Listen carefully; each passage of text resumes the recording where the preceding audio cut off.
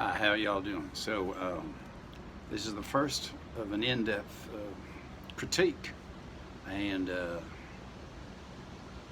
evaluation of a guitar. This guitar here is an Art and Lutherie parlour steel string guitar. It's made by the Godin Guitar Company. That's pronounced Godin, not Gaudin, like Godin. It's a proper French-Canadian name, so that's how you pronounce it. Don't call it a Godin guitar. There might be some God in this guitar, but it's a Godin. French like their names pronounced properly, just like I'm sure everybody else does. The reason for the slight twang here is because I got my name because of a Texan. And I'll explain that. This may not even be a Texas accent. I don't care. I'm not trying to make fun of people of y'all from the south of the states.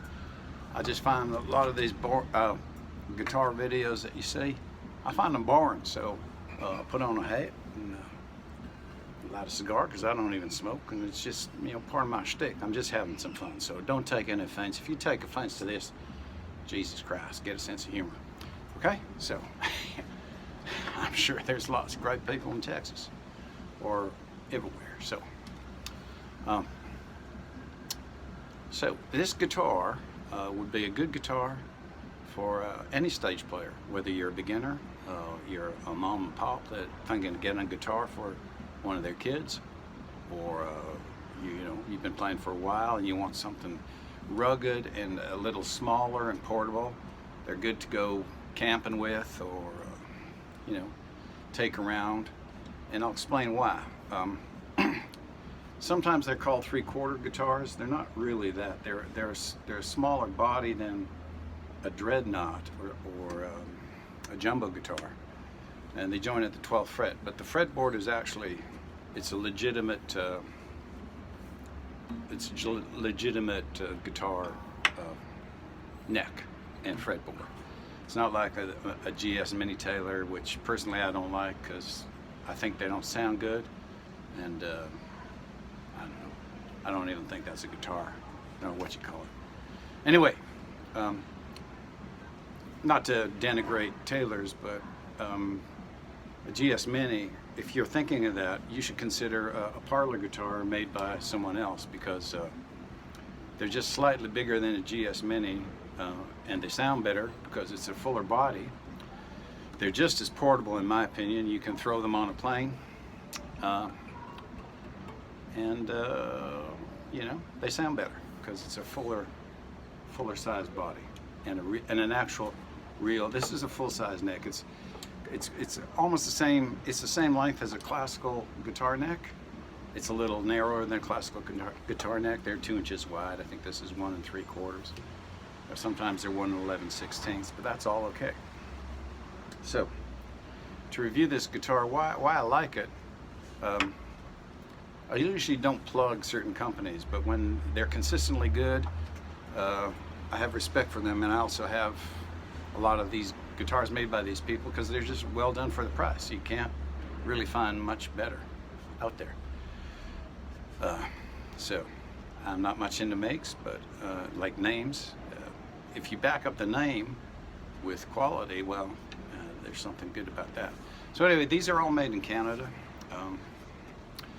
Godin Guitar Company owns a lot of its own forests, so a lot of the wood is here. The back and sides are a laminate wild cherry. Don't go poo-poo with the laminate. It's actually stronger than a solid piece of wood, so it can take a little abuse. Cherry is very tough. It's also quite nice looking. Okay. The top on this is a pressure tested cedar top. It's book matched. All book matched means is when you have a tree, you quarter saw it, which means you cut it in 4 equal divisions, like a big wedge cheese, and the grain then runs this way.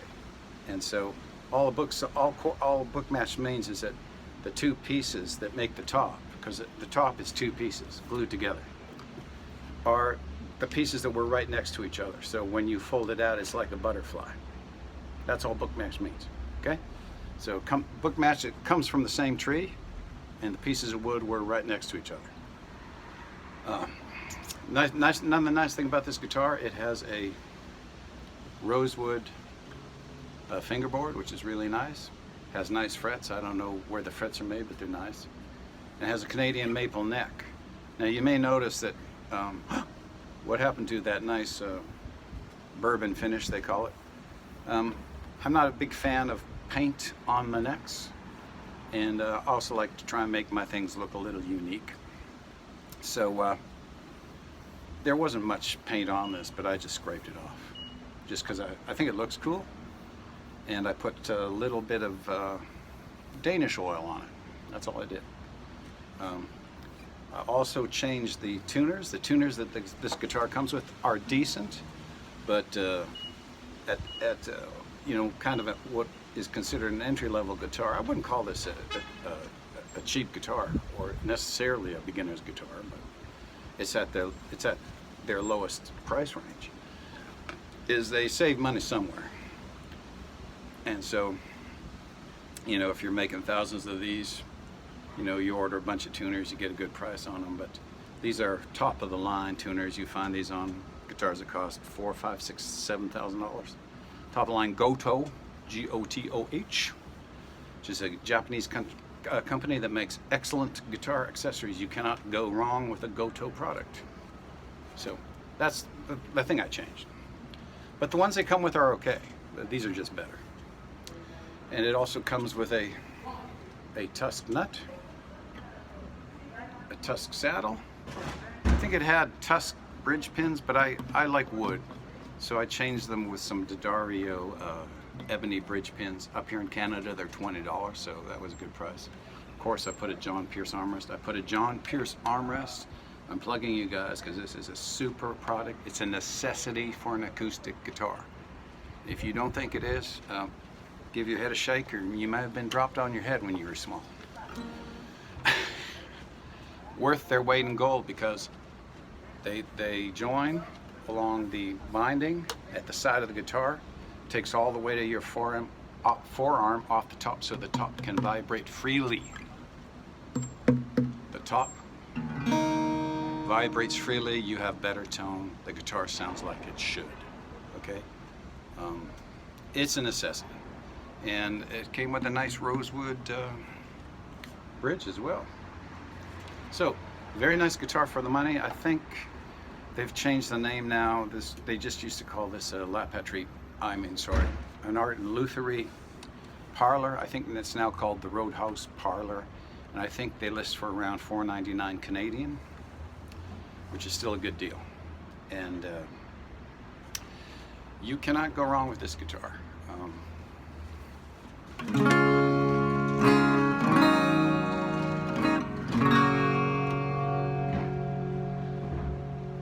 Has nice tone, nice sustain, plays easily. Really, pick one up if you. I honestly was looking at very expensive parlor guitars, and I decided on this because I go, you know, sometimes go on camping trips to my friend's ranch, and you know, if this gets damaged, I will still be upset because it's a great little guitar. But with the wild cherry laminated back and sides, it can take some abuse, and the maple neck is very good neck, and it's well constructed, and it does sound really nice. The cedar top has a nice sound to it.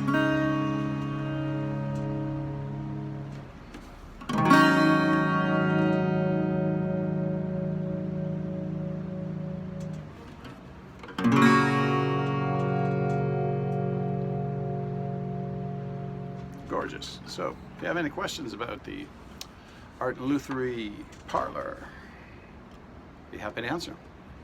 Keep plucking and have fun. Bye.